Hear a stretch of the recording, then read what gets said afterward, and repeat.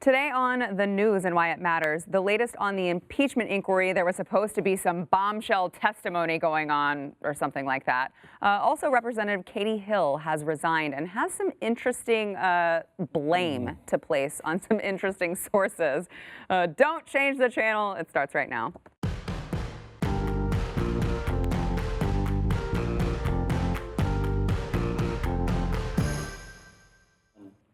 Welcome to the news and why it matters. I am Sarah Gonzalez. Today, Glenn Beck is back. Oh my gosh. Yay! That's actually the top story of the day. Yeah. We're done here. That's all. I feel like you haven't been on in 2 years. I was working on a crunch session all last week on the book and on the special that airs tomorrow. Well, I just wish that you would like do something with your life. Know, Glenn. You're so lazy. You're never doing anything. I know. I'll get around to it. Stu Bergier. No need to cheer. I wasn't going to. Oh, I'm sorry. I thought you were. But he's gone tomorrow. Yay! And okay, that's enough. Oh, okay, sorry. YouTube host Eric July back in studio. Yay! You're my favorite month. You really are. Oh, thank you. Got a lot to get into. First, we want to thank our sponsor, iTarget Pro. Glenn, I know you go to the ranch all the time, and you guys shoot a bunch of guns. Yep. Ammunition gets a little bit pricey. Really expensive. I was just out with a bunch of Navy SEALs, and we were doing something for charity, and we were shooting all day, and it was really expensive. Really expensive. iTarget Pro allows you to do it inside, in your home, without any ammunition, and it's exactly like going to the range, except you're not spending any money doing it. It helps you with trigger control. It helps you with accuracy. It is a great way to train. I just introduced my 7-year-old son to my gun using iTarget Pro, and it was really awesome. He's practicing on the target and everything like that. So it's great for the whole family, and it pays for itself. Just probably after the first use, you can go to itargetpro.com, use promo code NEWS, and you will get 10% off plus free shipping. That is itargetpro.com, promo code NEWS. It's like I just introduced my 15-year-old son to my gun, too. You are going to church! That may not be the way to... Really? Yeah. Okay, all right. I don't know. Maybe it's different than what you were talking about. So today, a White House national security official by the name of Alexander Vindman, he is a lieutenant colonel of the Army. He was supposed to give, I don't think he's actually given the testimony today yet as of the time of this taping, but is expected to give testimony in the impeachment inquiry. Now, this is being peddled by a lot of the mainstream media as just this is a huge indictment of Trump. However, his statement really basically just says, yeah, what the whistleblower what the summary said is correct. Yeah, I think what the quote was is we all know now what's in in that phone call, and that's the way it happened. Right. And you're like, okay, well then what do you have to say? We're needing to hear. Right. Right.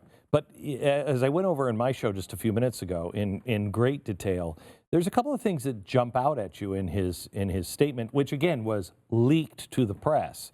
And that is, he said one of his problems was that Joe Biden and his son was not of national importance, of national security. Well, wait a minute. The Obama administration misplaced $7 billion. $7 billion. Do you know what we gave $1 billion to Iran, and that was game-changing? $7 billion in the hands of nefarious people. We should know about it, okay? So they lost it. If that's not national priority, I don't know what is. When they say, well, because he said, I don't want to be involved in any of this because this could affect the national security of the United States, because if he looks into those things, it will break Congress apart and it will become partisan about Ukraine. Well, wait a minute. That's not our fault. That's not national security's fault. That's not the Pentagon's fault. That's nobody's fault. Donald Trump's fault. That's people who choose to be offended by what's happening as long as it is a fair examination of all of the facts. But I don't think the Democrats believe in a fair evaluation of the facts. Stu, do you agree?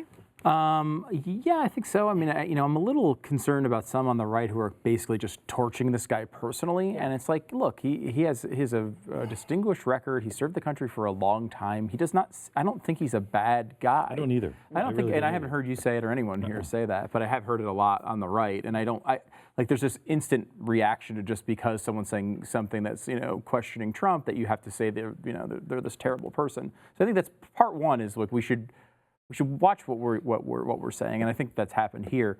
And beyond that, I think it's like I totally agree in that they make these things out to be these big whistleblower releases, and it's like, what are we going to find out from this guy? He was the first person we heard about that's on the call. We have the transcript of the call. There's nothing to reveal. Like I heard someone discussing this, and like, imagine if this story had rolled out differently, where you had witness one, whistleblower, then you had another witness, and then you had it sort of built, and then they released the transcript.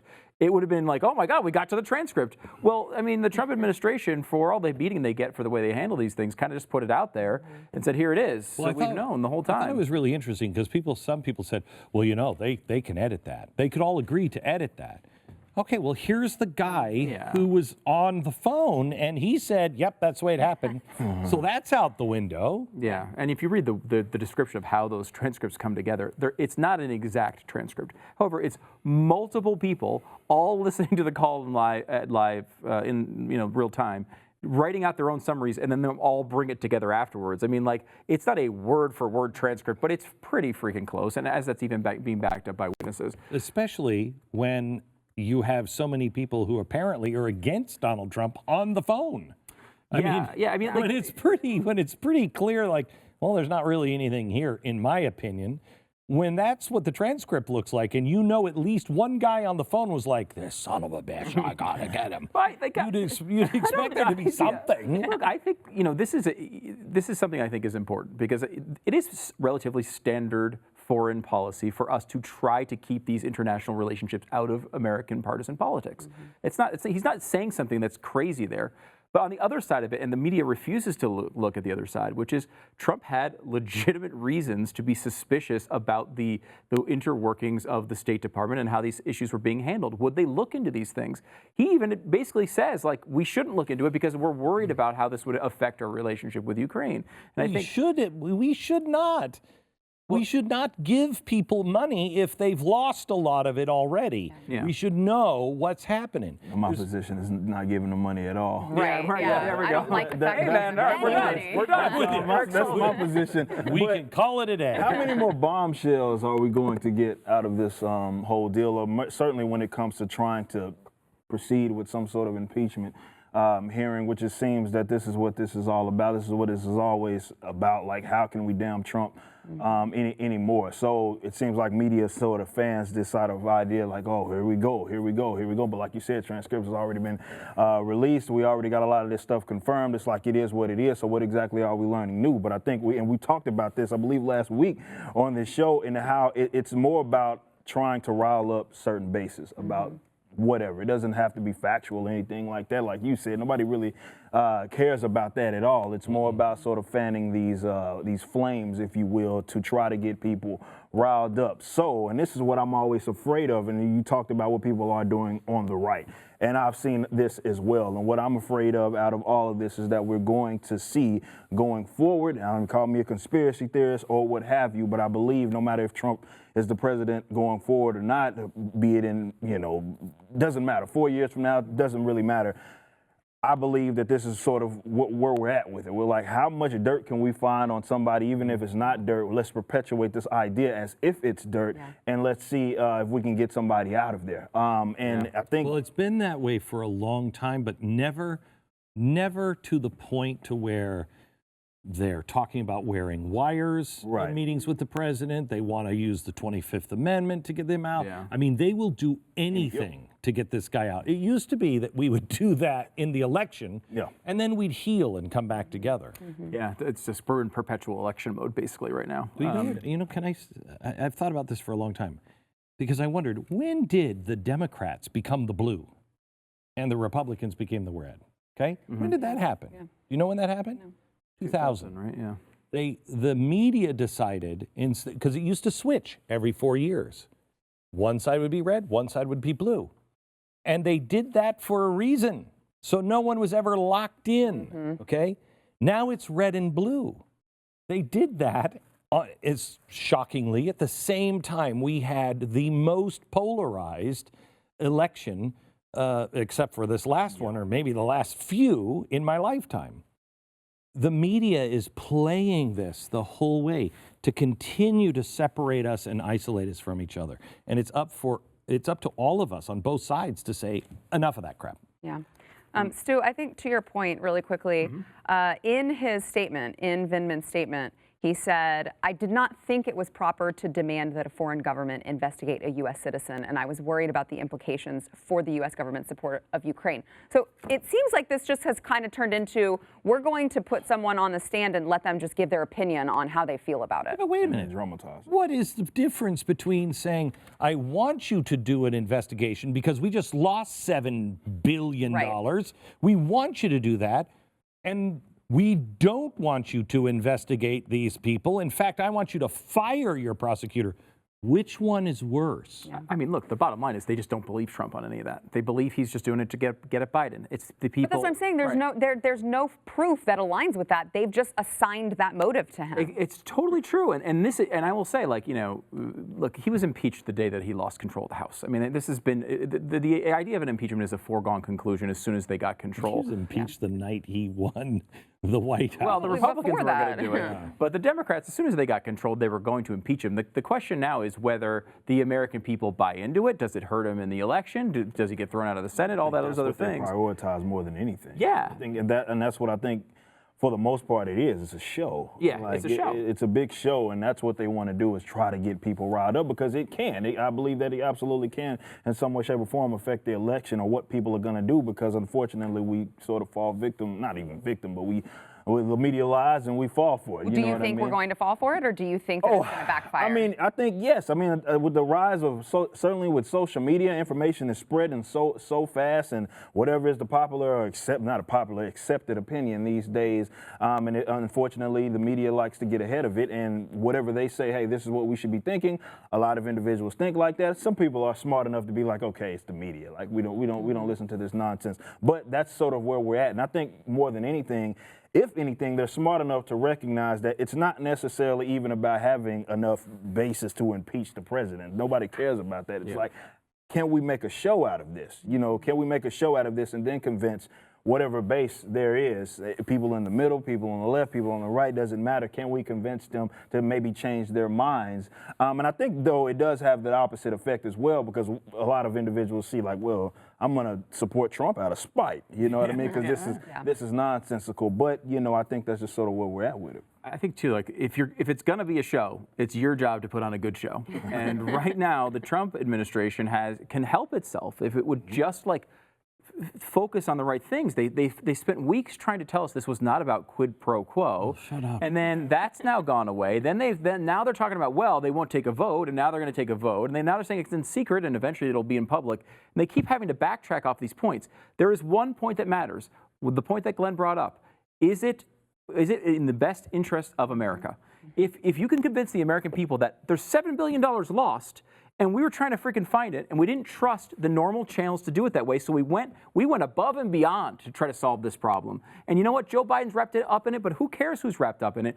This is an offensive thing to the American people who spent their hard-earned tax dollars to give it to Ukraine for whatever reason, and all of that. So at the end of the day, that's what they have to convince the American people of. That and, hey, we just spent all this crazy amounts of money to find out if Russia was skewing our elections. We know that Ukraine was because 2 people went to jail. Shouldn't we find out the connections to that? Well, not if it's connected to Donald. If it's not connected to Donald Trump, we don't want to know it. So those are the 2 things. Every Republican should be on television talking about those 2 points. You, America, lost $7 billion. That should be the leading talking point. Right. $7 billion. Where is that money? 2, you cared about Russia. Why do you not care about Ukraine? Is it because it's only Donald Trump? I thought we were here to find out if anyone was playing games with our elections. They were playing them for the Democrats in Ukraine, period.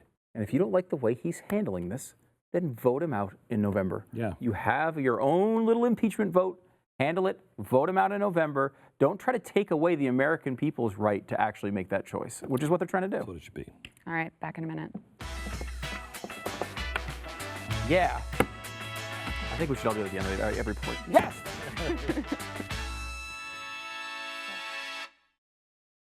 I and E are not close to each other. Yeah, all right. Before we get back into the conversation, we want to thank our sponsor, Relief Factor, which has been life-changing for me. I got in a car accident and messed up my back. Life-changing for Glenn. Life-changing for so many people here at Blaze Media, but also you get a lot of testimonials coming in from your listeners. We have a ton of people. In fact, Kay was just saying to me, she said, I think I'm getting, she's our makeup artist, Yeah. she said, I think I'm getting arthritis.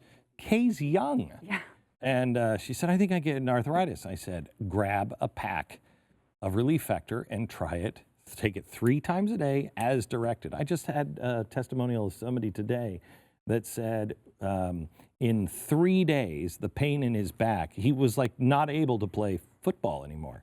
The pain in his back within 3 days went away. The pain in his leg took about 2 weeks, but it's gone. Wow. It's great. Wow. Works for about 70% of the people who try it. Yeah, you go get that 3-week quick start pack if you are one of many Americans who just live in constant pain and you think that's what life is. It doesn't have to be that way. You can go to relieffactor.com. It's $20. $20 and you're likely going to get out of pain. Relieffactor.com, or you can call 800-500-8384. So Representative Katie Hill has stepped down from Congress. Sad. R.I.P. We're very, very sad about that. Yes, and Just because she's a woman. that's true. That's what I heard too. Just because she's That's a what woman. Katie's telling everybody. That's There- for sure. Yeah. Obviously, we've covered the controversy on the show with she likes to get naked a lot, which is bizarre. It's so weird that know. one picture with the her. brushing of the hair. The brushing of the hair. She's sitting behind this intern and she's completely naked. The intern is fully dressed and looking at the camera like, somebody help me, please. And she's brushing her hair. It's bizarre. It's very weird, very weird. She's into some weird stuff. But so she released a video on YouTube after her resignation. Had some interesting places to place blame. Watch. This coordinated campaign carried out by the right-wing media and Republican opponents, enabling and perpetuating my husband's abuse by providing him a platform, is disgusting and unforgivable, and they will be held accountable. But I will not allow myself to be a distraction from the constitutional crisis we're faced with and the critical work of my colleagues. And so I have to take my personal fight outside the halls of Congress. Too many Americans are counting on Washington to fulfill our promises of quality health care, housing we can afford, and a government that works for the people. And I cannot let this horrible smear campaign get in the way of that work. I will fight to ensure that no one else has to live through what I just experienced. Some people call this electronic assault, digital exploitation. Others call it revenge porn. As the victim of it, I call it one of the worst things that we can do to our sisters and our daughters. Really no mention of the fact that she broke the law. I mean, they passed... Minor detail. They passed a law last year with all of the Me Too movement that was going on that You can't do this. prohibited Yeah. her from being able to do that with Yeah. a staffer. Yeah. Now all of a sudden she's the victim of right-wing media. How does that... It's funny because she was actually, Hillary worked for Hillary Clinton. Fast right-wing conspiracy. for a short time at least. Yeah. I mean, it's funny because of course she ran as criticizing Kavanaugh. She did all of the things that you'd expect out of someone who ran on like a Me Too platform. I mean, look, I'm sure it is a very complicated situation. I mean, I don't know her, the husband divorce stuff situation. is It's like- always messy. Right. But she had pretty clear lines here. The victim wrote to the husband and said, Yes. you are in a toxic relationship. You've got to get out of there. She is abusive. I see how she treats me and others and you. You got to get out of there. So, I don't want to say who's right in a marriage because it's ugly. It's ugly. Divorce is ugly. But there's enough here to at least pause and say, you know what? I don't want to get involved in your life. The only thing that we should get involved in is you were in a powerful position and broke the law. You were sleeping with one person on your staff, may have been more. That person was afraid of you. Yeah, we're told from the Me Too movement that's unconscionable. Nah, I mean, that's what's weird about her playing that card. That whole, it's just like she's the victim out of all of this. And unfortunately, we live in this world where a lot of, not just women, but a lot of people that are of these marginalized groups want to play that card when things get a little dicey. It's never about them. It's never about what they did to put themselves in the situation. She did something that was very irresponsible and high-key weird. You know what I mean? But that's what she did. You know what I mean? That's what she did, and these are obviously the consequences that she has to face. But she's not, and this is the thing that gets me out of all of this, is that instead of just taking responsibility and being like, look, yes, this was weird. I probably shouldn't have been butt naked brushing somebody's hair. You know what I mean? That's probably not the thing that I should be doing. You know, because she went after Lindsey Graham, and she's like, "What do you have?" During the Kavanaugh thing. What are you afraid of finding in your closet, Lindsey Graham? Yeah. I mean, Did she really? yeah. Let me Oh, let me that's just some point out protection. those. You know, they say it glows with glass houses shouldn't throw rocks. Those with glass bongs should not throw rocks. She's, I'm amazed at her defense here too, because she says the revenge porn thing as if that's why she lost. She didn't lose her job over naked photos. She lost her job because she was doing this Me Too violation, essentially. But she's been retweeting things from her account all day since this happened. And it's like defenses from people, like Time Magazine had one, there was one on MSNBC, and just another random person. And basically the tone of it was, all millennials take pictures of themselves naked. They're all going to get out there, and all these people are going to get thrown out of office and out of their jobs because of these naked pictures. And it's like, What's not what the she this point? is solvable. Forget it. This is solvable. Don't take pictures of yourself naked. Even if she had sex with a staffer, she'd be denying it. It would be he said, she said. Like, I'm not here to try to direct your illegal activities, but like, don't take pictures of your illegal activities. This is like basic movie stuff you're supposed to know. I mean, Snitched on herself, basically. I don't understand it. And it's like the idea that, all of a sudden this is like this thing. I mean, they cited a study in the Time Magazine story that said that 82% of adults have sexted within the last year. How is that possibly true? That cannot be true. I don't care if I'm living in this this purity land where like everything, no one does crazy things, but like that's wild. That cannot be an accurate I would stat. love to know what percentage was married. Like 82% of adults, but these aren't all single adults, They just said adults right? in the story, Just adults. right? And they said a lot of them were pictures. Yeah. I mean, Because if that number is anywhere close to 80, I'm out. I can tell you it's a low percentage of people butt naked brushing people's hair taking pictures. I can tell you that percentage is very low. yeah. Very, very low. That Weird. is so bizarre. Like straight up, when I saw it, I was like, I don't even. I mean, a lot of people are into their things, man. I get it. You know what I mean? Like, people are into their things. I want to be clear. Like, I get it. I'm not into what other people are into, and maybe they're not into what I'm into. But in the same respect, this was kind of weird. But I mean, again, could you imagine if this was like maybe a man? Definitely, if he was a Republican, Exactly. he got caught with that, like Exactly. off with his head. He's done with it. And yes, she kind of told, it's not necessarily that she told on herself, but of course it's going to look even worse because she was one of those that, me too, me too, me too, me too. So we get this whole idea that people are using their positions of power to be weird, you know what I mean, with other freaky. people. And now it looks like she's doing the thing that a lot of individuals that promote her narrative are accused of. Almost like the Me Too people don't actually care about. Oh, man, we might be on something. Shocking revelation here. Back in a minute. I'm telling you, if they remade The Ring, put a VHS tape in, and then it comes out and it's Katie Hill just like brushing the girl's hair. That's like right out. As we mentioned earlier, Glenn has his next special. It's coming up tomorrow. It's called Democracy Does Die in the Darkness. It's tomorrow at 8 p.m. Eastern, 7 Central. That sounds heavy. Well, no, I mean, that particular part of it is all about the media. We take and show you their provable, outrageous lies on how they are beyond spinning, just lying about what happened in Ukraine. Don't miss it. And go back and watch the first one on BlazeTV.com before you watch it.